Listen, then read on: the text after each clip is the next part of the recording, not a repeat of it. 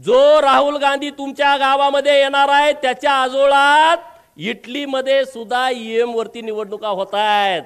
राहुल बाबाला माझा सवाल आहे, पहिला आजोळला जा, मामाच्या गावाला जा, जुक जुक जुक जुक आगेन गाडी धुराच्या रेस्या हवेत काढी, पळती झाडे पाहूया आणि मामाच्या गावाला जाऊया। आमच्या लहानपणी आम्ही म्हणत होतो तू विमानातनं जा आणि इटलीमध्ये काय ईव्हीएम मधून मतदान होतं याचा अभ्यास कर ना।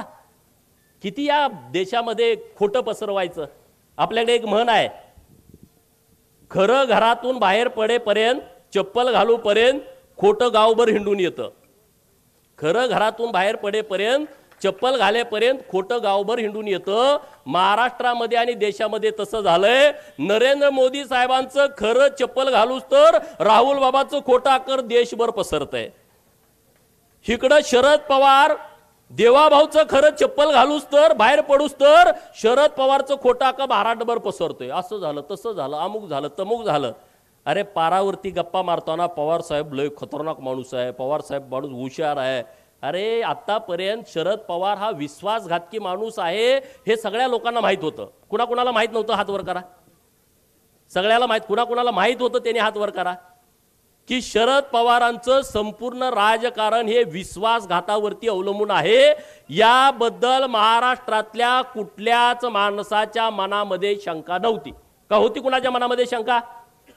पण शरद पवार हुशार आहे असं सगळी माणसं म्हणत होती। शरद पवाराला अक्कल जास्त आहे, ती कधी काय करेल सांगता येत नाही, हे म्हणणं तुमचं खरं होतं का नाही सांगा। पण मार्कडवाडीच्या पॅटर्न मध्ये पवारांनी लक्ष घातल्यानंतर पवार विश्वासघातकी आहेत हे सगळ्याला मान्य होतं, पण पवारांची अक्कल सुद्धा संपलेली आहे हे आता मार्कडवाडीच्या आंदोलनामधनं माहीत झालेलं आहे लोकांना। बरोबर ना? अरे बाबांनो, काय आंदोलन तुम्ही करताय, काय प्रक्रिया आहे तुम्ही समजून घ्या।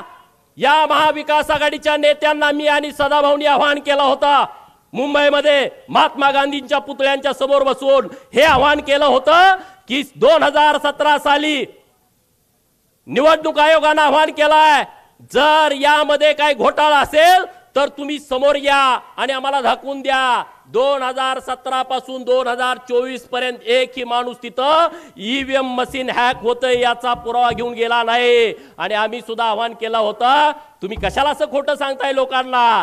जर ईव्हीएम हॅक होत असेल, ईव्हीएम मध्ये सेटिंग झाला असेल तर तुम्ही सगळे समोर या आणि आम्हाला दाखवून द्या की ईव्हीएम मध्ये अशा अशा पद्धतीने घोटाळा होतोय। एकही माणूस पुढे यायला तयार नाही।